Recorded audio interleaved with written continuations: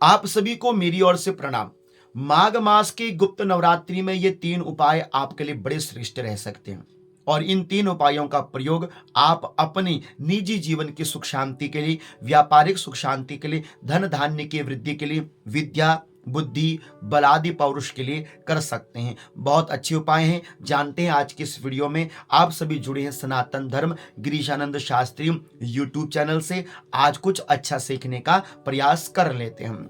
माघ गुप्त नवरात्रि में ये 3 बहुत विशेष उपाय हैं जो मैं आपके समक्ष रख रहा हूं। करने का प्रयास कीजिएगा, अवश्य सफलता आपको प्राप्त होगी। गुप्त नवरात्रि में प्रथम उपाय करना चाहिए, आप एक पान का पत्ता लें और पान के पत्र में एक सुपारी रख लें और नवारण मंत्र का आपने जप करना चाहिए 108 बार।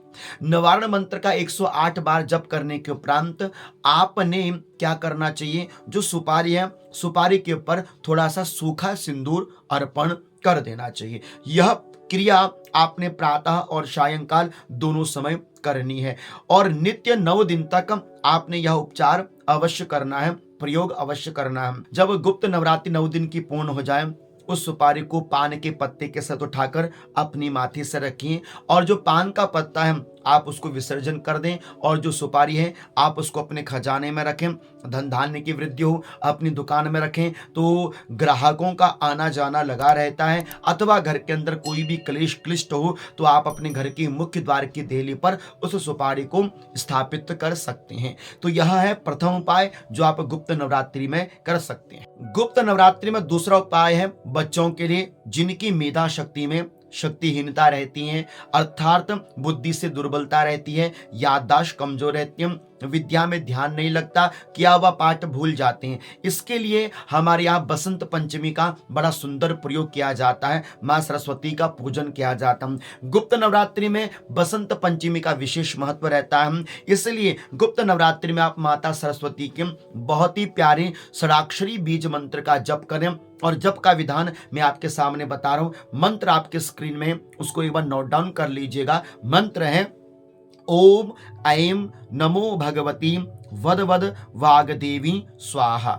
इस षोडाक्षरी मंत्र का आपने प्रयोग किस प्रकार से करना है, एक जल पात्र तांबे का हो, आपके पास हो सके एक पुष्प हो, उस पुष्प के माध्यम से आप इस वाग मंत्र को जपते रहिए और जल को अभिमंत्रित करते रहिए और अभिमंत्रित करने के बाद इस जल को उस विद्यार्थी को दीजिए अथवा उस बच्चे को दीजिए जिसकी मेधा शक्ति कमजोर है, स्मरण शक्ति, याददाश्त शक्ति कमजोर पड़ती है। इस वाग मंत्र के माध्यम से जल को अभिमंत्रित करते हुए यदि जल विद्यार्थी को अथवा बालक अपने शिशु को पिलावेंगे तो विद्या बुद्धि में बहुत ही तीव्रता आती है। यह उपाय आप गुप्त नवरात्रि से प्रारंभ करें और नित्य अपने इस प्रयोग को कर सकते हैं गुप्त नवरात्रि पूर्ण होने के उपरांत भी। गुप्त नवरात्रि में तीसरा सबसे प्यारा उपाय है 10 महाविद्याओं का पाठ जरूर कीजिएगा।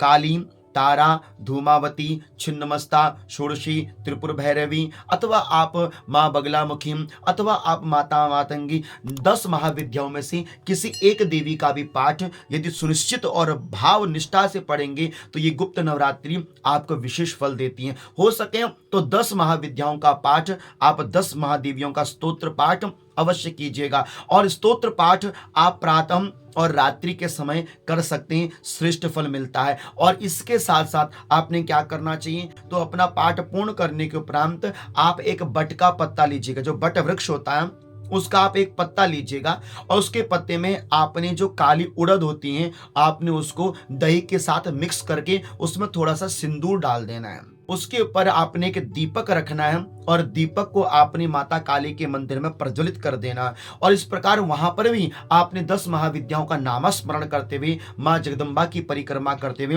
प्रणाम करते हुए अपने घर की ओर आना।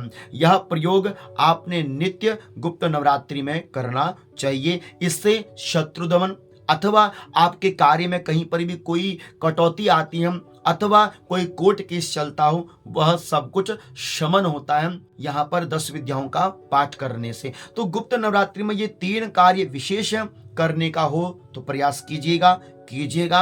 आपके जीवन में सुख शांति आए, यही हमारी माँ जगदम्बा से प्रार्थना है। मन में कोई शंका हो तो आप मुझे इंस्टाग्राम पर फॉलो कर सकते हैं। आप सभी को मैं अपनी ओर से अनंत अनंत कोटि वंदन प्रणाम करता हूं।